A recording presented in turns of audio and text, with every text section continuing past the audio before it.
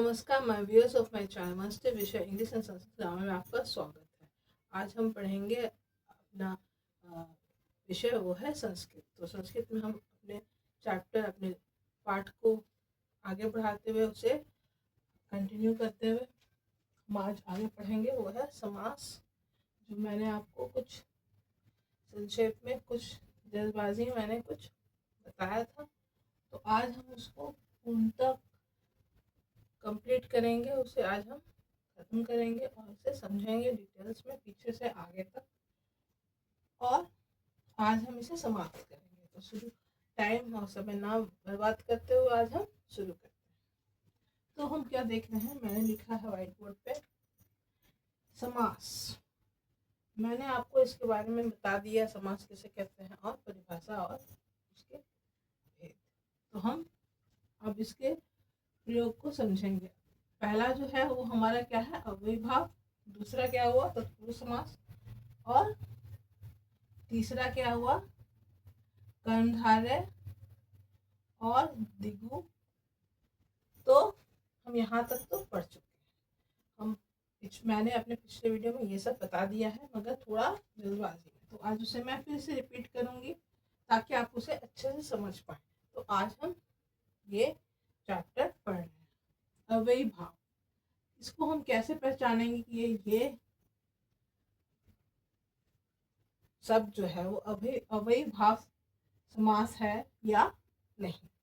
तो हम पहले उसे देखेंगे, वो है उसका पद को जानेंगे। तो प्रथम पद होगा उसका अव्यय और पूर्व पद होगा उसका संज्ञा।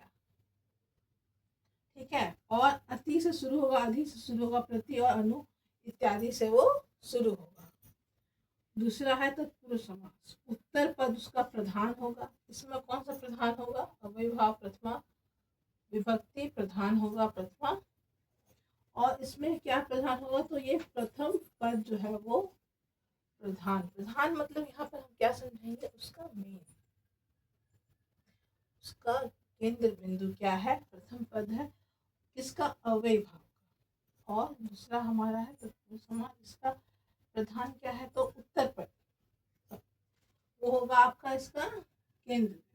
तो द्वितीय विभक्ति ती इसके अंत में छुपा रहेगा कहीं कहीं, आप देखेंगे ती और त जैसे पठती पठता हुआ उस तरह से। तो ती और त पठती पठता नहीं होगा, उसके जगह जो भी आपका शब्द होगा उसमें ती और त लास्ट में उसका छुपा होगा, छिपा हुआ रहेगा विभक्ति। कौन, तो छिपा रहता है विभक्ति।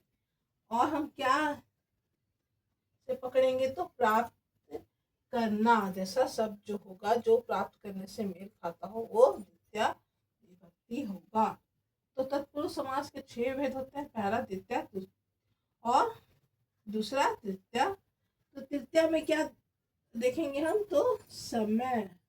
ठीक है, समय क्या ये दिखाएगा, क्या किस चीज से हम जानेंगे कि ये द्वितीय तत्पुरुष समास है, तो उसका तृतीय तत्पुरुष समास है, तो वो समय को बताएगा, समय से रिलेटेड होगा, समय के बारे में बताएगा। तो हम उसको समय के बारे में हम जानेंगे, ज्ञान प्राप्त करेंगे, तो हम जानेंगे कि ये तृतीय तत्पुरुष समास है। चतुर्थी होगा उसके बाद।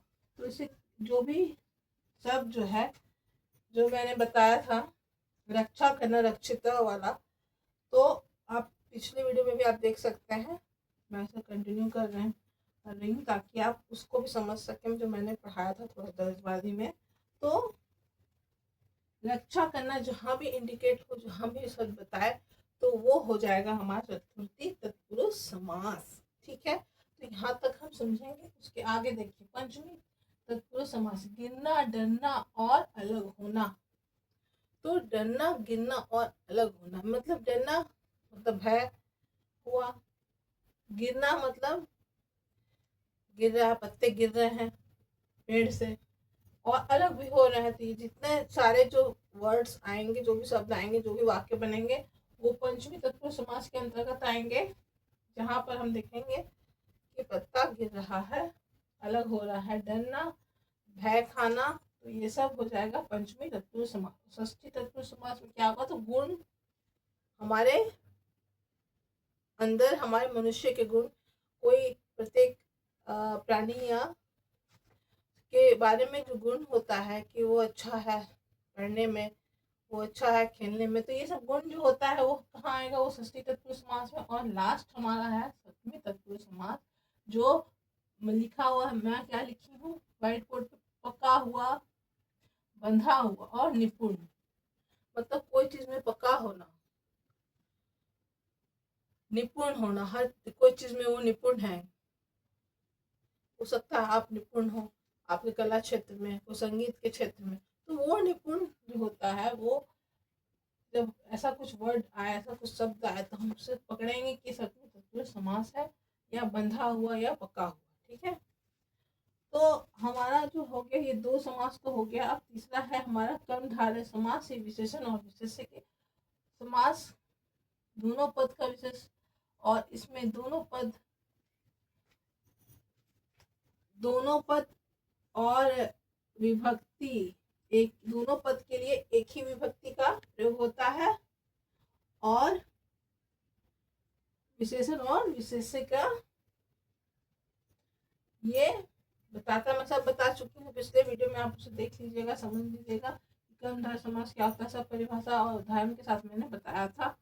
और द्विगु समास क्या होता है, ये एक संक्षेप में मैं आपको बता देती हूँ, आप उससे एक तरह से आपका रिवीजन भी हो जाएगा और आपको आगे समझ में आ पाएगा।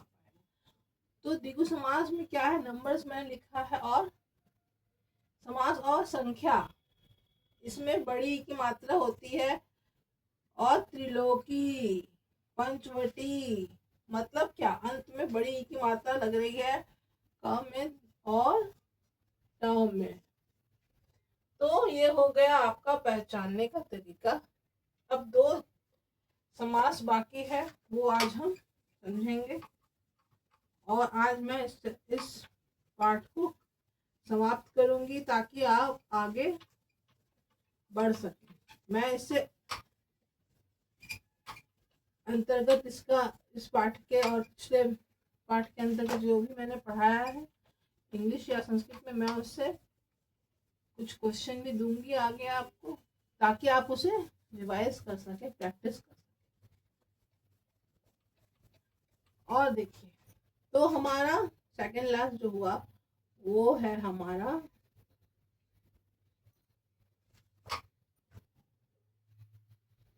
द्वंद्व समास।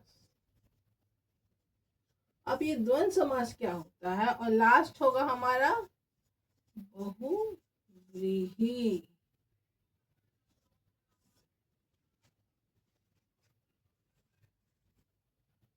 व्रीहि समास।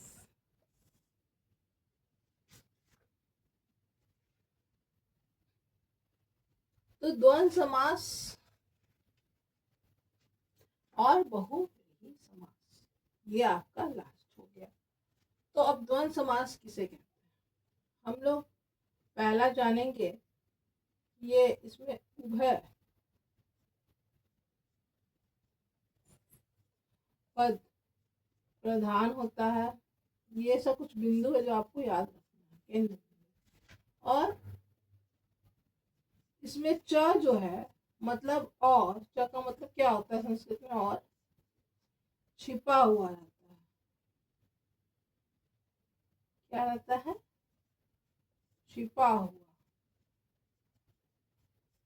ठीक है, तो हम क्या समझ रहे हैं कि उभय पद इसका प्रधान होता है, च इसमें छिपा हुआ रहता है, तो हम इस दो बिंदु से हम समझेंगे कि ये द्वंद्व समास है।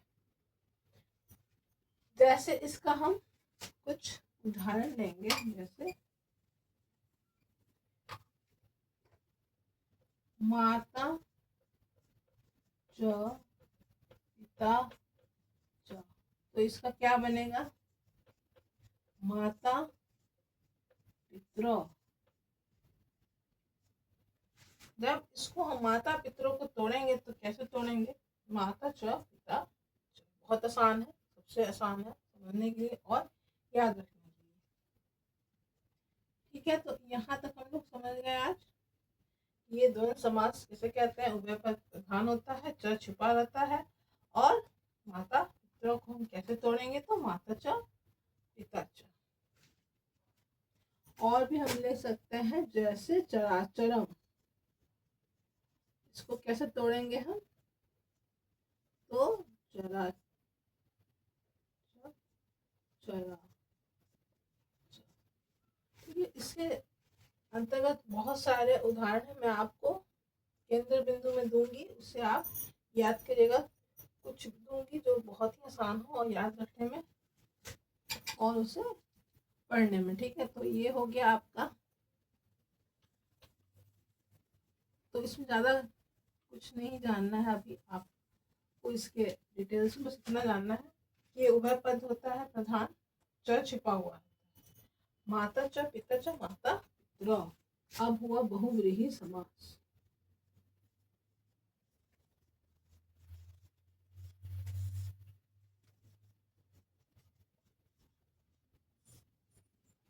तो बहुव्रीहि समास जो होता है वो आपका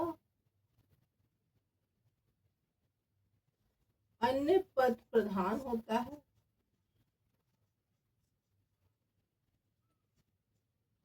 और ये अन्य पद में ही विशेषण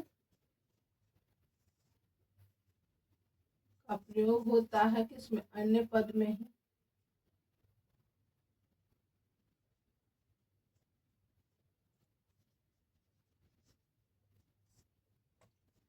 और वचन लिंग भी हमें किससे पता चलता है? तो हमें अन्य पद से ही पता चलता है। तो ये 3 पॉइंट है, 3 बिंदु है। अन्य पद ही प्रधान होता है, और विशेषण का प्रयोग भी अन्य पद से ही होता है। वचन और लिंग का भी हम ज्ञान किससे प्राप्त करते हैं? तो अन्य पद को देख के, अन्य पद को समझ के। तो इसका क्या होगा उदाहरण?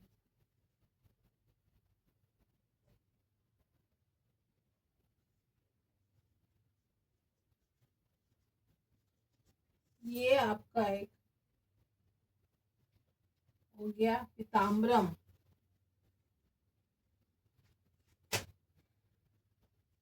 तो कैसे टूटेगा ये? जब हम इसे अन्य पद, पिता जो अम्रम भी हो सकता है, मगर ऐसा होगा नहीं। क्यों? पिता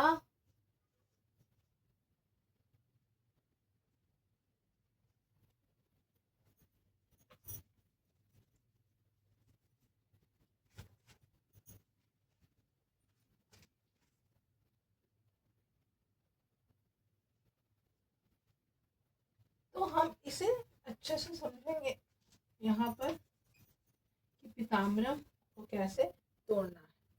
तो पीताम्बरम यस्य स, तो पीताम्बरम यस्य स, तो क्या हो जाएगा ये? पीताम्बर। तो कैसे तोड़ेंगे? पीताम्बरम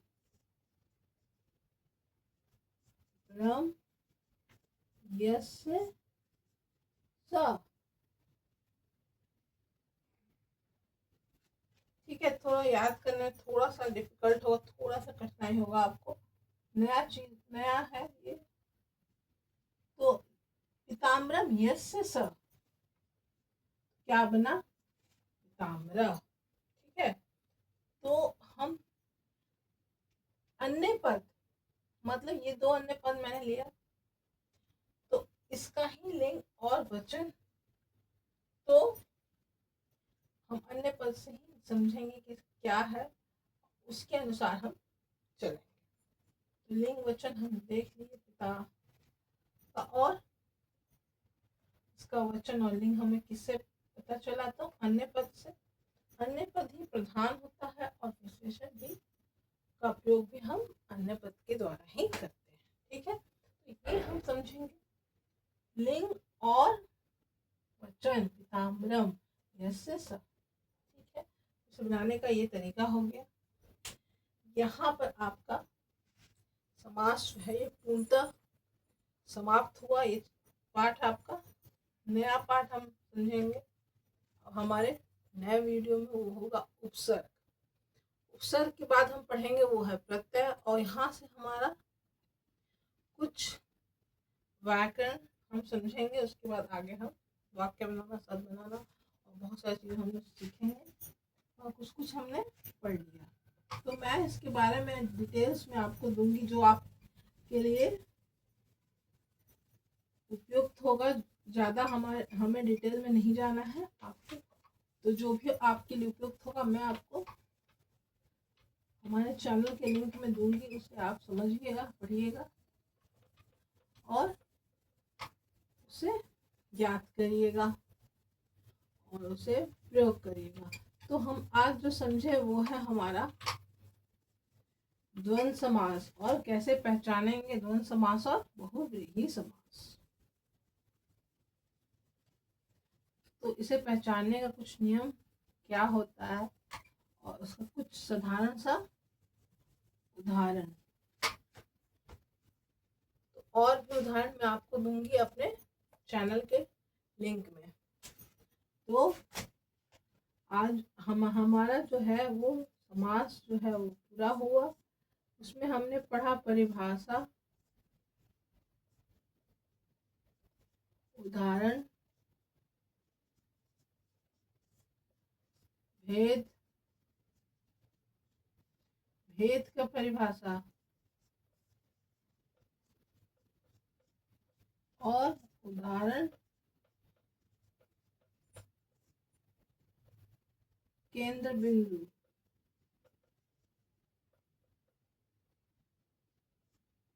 पहचानने का नियम,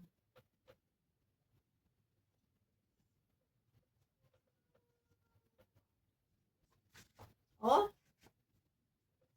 फिर तो ये हमने पढ़ा उदाहरण के साथ और भेद के साथ। तो आज हमारा जो है वो समास जो है वो पूर्णतः कंप्लीट हुआ, पूरा खत्म हुआ। अब हम आगे जो पढ़ेंगे वो होगा हमारा नया चैप्टर, वो होगा हमारा उपसर्ग। ये हमारा नया चैप्टर होगा जो हम आगे कंटिन्यू करेंगे। खैर ऐसे इसके बारे में नहीं समझना है तो आप मेरे चैनल से जुड़े रहिए, आप रिवीजन करिए, जो मैं देती हूँ केंद्र बिंदु को पढ़िए, और जो भी मैं इंग्लिश में या संस्कृत में जो भी क्वेश्चन से रिलेटेड, सब्जेक्ट से रिलेटेड और हमारे लेसन और पाठ्य से रिलेटेड जो भी क्वेश्चन देती हूँ उसे बनाइए। और बस ये